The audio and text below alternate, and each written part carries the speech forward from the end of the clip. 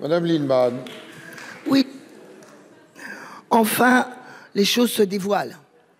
Monsieur Husson commence ses propos avec le thème « Le système de répartition tel qu'on le vote ne tiendra pas ». Et après, vous pleurez que les jeunes générations n'aient pas confiance dans notre système. Ça fait des années que vous nous expliquez ça et ça fait des années que vous vous refusez à consolider de manière viable dans la durée notre système de répartition. Je rappelle au passage que le corps explique que, je ne sais plus en quelle année, de 2050 je crois, le retour à l'équilibre va se faire et qu'il n'y a pas de menace à cet horizon.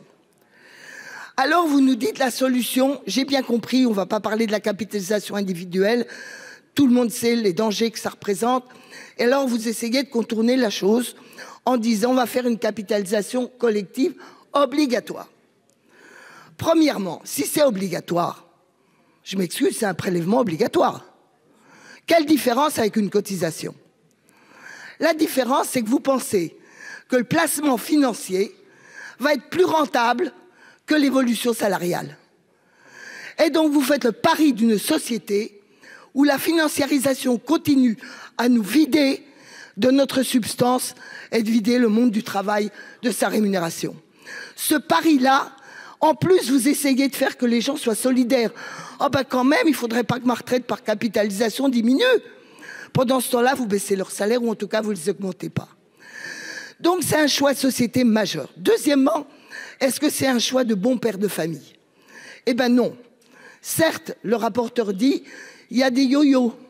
Mais en tendance lourde, ça monte. Sauf que pendant le yo-yo, qui c'est qui paye?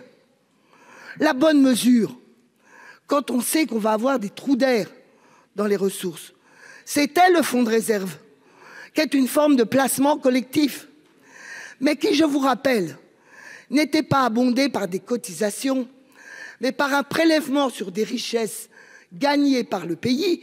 Alors on pourra discuter des manières dont c'est fait, mais qui était justement de se dire l'airbag du système de retraite, on le prélève sur les richesses pour se donner les moyens collectifs. Là maintenant il faut terminer. Vous avez capitalisé votre temps là.